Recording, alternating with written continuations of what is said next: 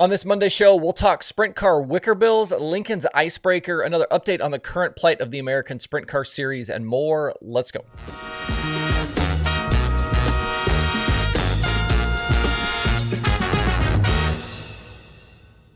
It's Monday, February 26th. I'm Justin Fiedler. This is Dirt Tracker Daily.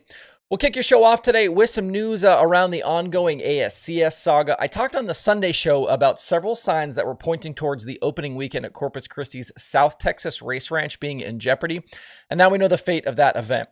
The ASCS announced here just a little bit ago that the season opener for both the National Tour and the Gulf South region is in fact canceled. There was no acknowledgement of what's actually happening behind the scenes, with the release just mentioning, quote, several unforeseen circumstances. They also said, quote, work is ongoing to preserve the 2024 season. Not exactly confidence inspiring. But as we've talked about, Terry Maddox is out as the owner and operator of the sanctioning body for the 360 sprint cars, and the Hahn family is back at the helm. We do know that. Rumors have pointed towards a possible upcoming sale of the American Sprint Car Series assets, with some claiming that a deal was already in place for World Racing Group to acquire it last week. But no sale has happened as of yet, and I'm told the process is ongoing to resolve the future of the organization. The next two events on the 2024 ASCS National Tour schedule are set for March 15th and 16th at RPM Speedway in Texas, and there is hope that the event could still happen, so stay tuned, friends. The Central Pennsylvania Sprint Car season is off and running, with the Icebreaker at Lincoln Speedway kicking things off yesterday. It was still pretty cold out there, but they had a big crowd at Lincoln to watch the action. I believe 25 sprint cars on the property, and it was Troy Wagaman Jr. going the distance for the victory. He held off Danny Dietrich at the end, with Freddie Raymer also on the day's podium. Dietrich wasn't great in the opening stretch of the feature, but there was a red flag for fuel, and it allowed them to make some changes to that 48, and it worked out for Dietrich, who was able to charge back to second and really challenge for the win at the end. As for Wagaman, he continues to be fast in the Hefner 27. He joined that team in June last year and won 3 times before the year was over, twice at the Grove and once at BAPS. He also racked up a bunch of top 5s and looks set to continue that pace this season. Yesterday's opener wasn't without hiccups, though, for Lincoln, as there were complaints about the scoreboard and no timing and scoring data available on the apps. That also meant no timing and scoring on Flow Racing or a lap count. I feel like I can survive without the running order on the broadcast as long as the announcer does a decent job, but the lap count thing does suck. Announcers rarely mention what lap it is, so it's tough sometimes to know where you are in a race without it. Yesterday was also the debut of the new virtual flagging system at Lincoln.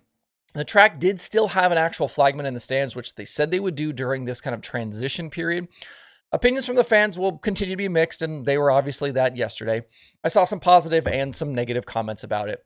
As for what it looked like from the driver's seat, I did message with a few drivers today that raced yesterday, and the main point was that the screen was not as easy to see with the sun setting. It's something that will be a problem for most of Lincoln's night racing, but some adjustments may need to be made for day shows and action that happens before the sun is actually completely down. And I'm aware in saying that there will be comments about how, oh my God, this is already a failure, it doesn't work, and this proves it won't work, but let's maybe give them some time to figure this out before we completely lose our minds over this. Lincoln is back in action this coming Saturday.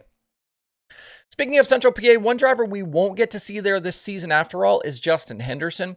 He was originally slated for a sizable schedule with Don Kreitz and the 69K, but Jeremy Elliott reported last week that engine issues have already thrown a wrench into the team's 2024 plans. Logan Wagner will still drive the 69K at Port Royal, but Henderson is out, and Darren Pittman will run the car during the 6 World of Outlaws shows at Williams Grove. The team popped an engine late in 2023 at Port Royal, and when they sent it into Ryder for repairs, it was discovered it was hurt worse than originally expected. Kreitz will start the year with 2 engines, and he told Jeremy they won't be at full strength in that department until PA Speed Week. Henderson will still race in the Midwest in his own car for the time being, but is open to other rides and possibilities. Wagner's season in the 69K begins in a few weeks at Port on March 9th. Before we move on, there are a couple of new videos on the YouTube channel that I wanted to point you towards. Yesterday, I posted the first episode of the 410 Sprint Car Build Series featuring drivers at Hampton. These are super in-depth episodes featuring all the details of building a car. New videos in this series will drop each Thursday and Sunday until the car is completely built, so stay tuned for more of those. Also this morning, I posted a pit walk video from Saturday at Golden Isles. This video, though, is a little bit different than you have seen in the past for pit walk videos. as you can actually control the camera angle throughout the walk. I filmed it using my 360 camera while engine heat was underway, so there's plenty of race car sounds, and you can look all around as I walk through the pits. You can just basically drag the screen, depending on whether you're watching it on your phone or on your computer, but you can drag the screen around and see full 360 views of the pit area as I walk through there. So check that out. Let me know what you think. I'll link to both videos below in the show description. As this 2024 sprint car season has gotten underway for the national tours, one car element that has been under scrutiny has been the Wicker bills on the wings. If you might remember back to early January, the World of Outlaws announced they were going to try a 1-inch Wicker bill at several tracks this season, including the opening stretch at Volusia during DIRTRACKR Nationals. High Limit also went this direction, with 1-inch Wickers being mandated for that series for their first few events. But after several races now, it's starting to sound like maybe the change is not having the desired effect. The hope initially was that reducing the Wicker bill size would lessen the effect of dirty air and allow cars to follow more closely.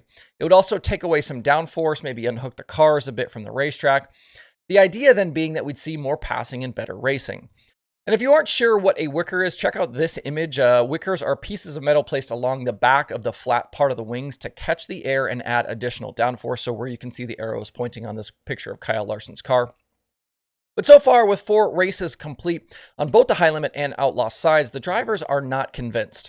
I spoke with a few at Golden Isles who think the series should go back to 2-inch Wickers, and the conversation has now spilled out to social media.